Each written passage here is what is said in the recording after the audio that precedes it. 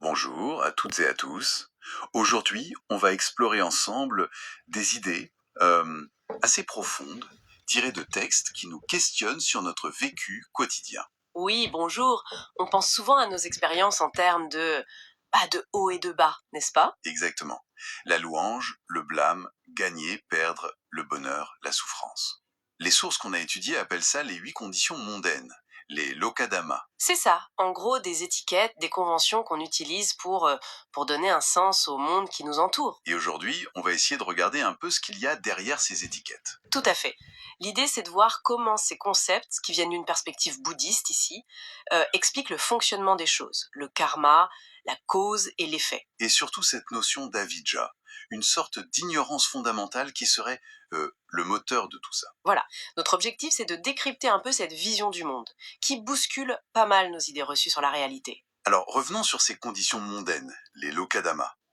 Les textes insistent, ce sont nos créations mentales pour distinguer les choses. Oui, c'est la réalité conventionnelle si on veut, mais les sources parlent d'une réalité plus... Fondamentales, le paramatadama. Le paramatadama. Qu'est-ce que c'est exactement? Imaginez ça comme les constituants ultimes de l'expérience. Des sortes de flashs hyper rapides, des moments de conscience, sita, des facteurs mentaux associés, cetasika, et même des aspects matériels, rupa. D'accord, des éléments de base en quelque sorte. C'est l'idée. Mais attention, le point crucial, c'est d'éviter 2 pièges. Penser que ces éléments sont fixes, permanents, Genre une âme immuable, par exemple. Ça, c'est une vue erronée, ça s'additit. Et l'autre extrême, c'est de penser qu'il n'existe pas du tout, que tout est néant, Uchedaditi.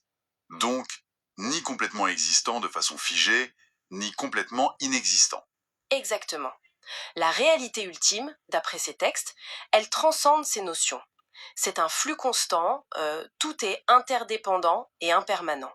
Rien n'est figé. C'est assez abstrait quand même. Comment ça se relie à notre expérience concrète comme, disons, la mémoire, le fait de se souvenir? Ah, bonne question.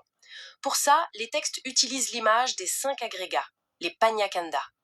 Faut voir ça comme des amas ou des collections d'expériences. Des amas, comme des tas de sable. Un peu, oui. Des amas qui se forment et se défont tout le temps.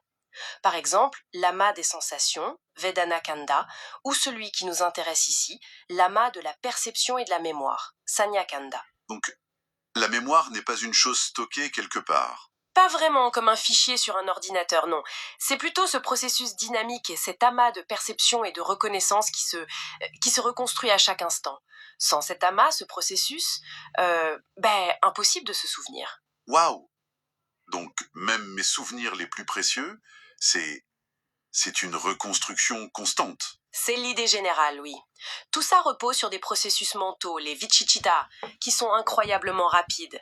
Ils apparaissent, traitent une empreinte du monde extérieur, puis disparaissent. Des empreintes, pas la réalité directe. Plutôt des ombres, des représentations très fugaces, et ce flux, il est décrit comme sans commencement ni fin qu'on pourrait saisir, un peu comme un film dont on ne voit jamais le début ou la fin. D'accord. C'est dans ce flux incessant, j'imagine, que le karma joue son rôle. Comment ça s'intègre? Tout à fait. Ce que nos sens captent, une image régléable, un son pénible, etc., c'est vu comme le résultat, le vipaka, d'actions passées, de notre karma antérieur. Ok, ça c'est l'effet du passé. Voilà. Mais le point crucial, c'est maintenant. Notre réaction mentale actuelle à ce vipaka. Est-ce qu'on s'y attache? Est-ce qu'on le rejette avec aversion? Est-ce qu'on cultive des pensées saines ou malsaines? Ah, et ces réactions créent du nouveau karma. Précisément. Ces réactions mentales, qu'elles soient bonnes, kusala, ou mauvaises, akusala, ce sont elles qui sèment les graines pour l'avenir, qui conditionnent nos futures expériences. C'est le cycle cause-effet classique en somme. Mais est-ce que ça veut dire que si je reçois quelque chose de désagréable, je suis condamné à réagir négativement, à créer du mauvais karma? Excellente question. Et les sources insistent là-dessus. Non, pas forcément. C'est une nuance hyper importante. Ah, bon. Oui, recevoir un résultat vipaka défavorable par les sens, ça n'entraîne pas automatiquement un état d'esprit négatif, akusala chitta. Il y a un espace là.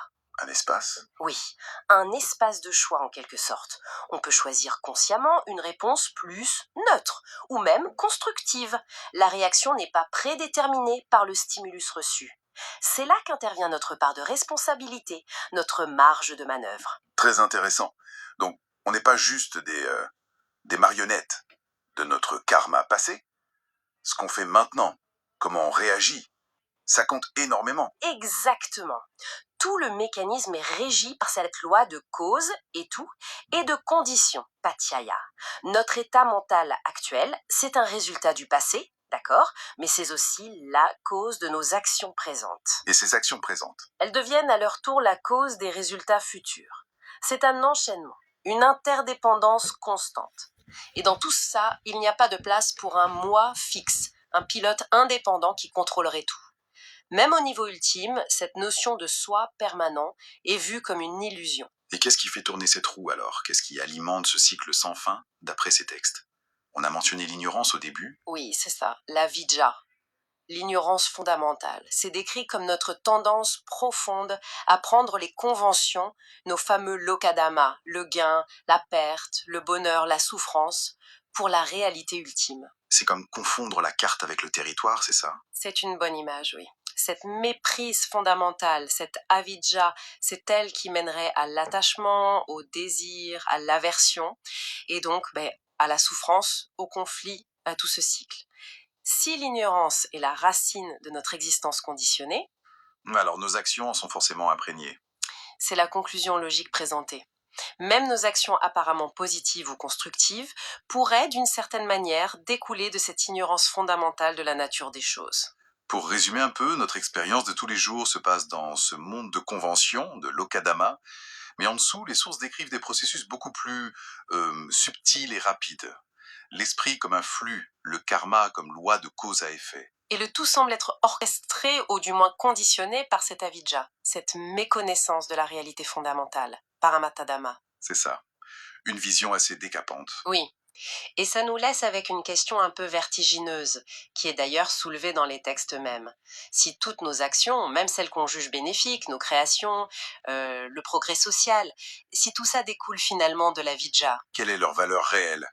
Sont-elles juste des constructions plus élaborées, mais toujours basées sur cette ignorance? voilà la question. Les textes suggèrent qu'il y aurait une réponse ultime, une vérité unique, ce fameux Paramatadama, qui transcende nos opinions personnelles sur ce qui est bien ou mal, utile ou inutile. Une vérité au-delà des apparences et des jugements. C'est l'idée. Et c'est peut-être une piste intéressante à garder en tête, une invitation à continuer d'explorer ces questions en profondeur. Absolument. Une réflexion à poursuivre. Merci beaucoup pour cet éclairage. Merci à vous.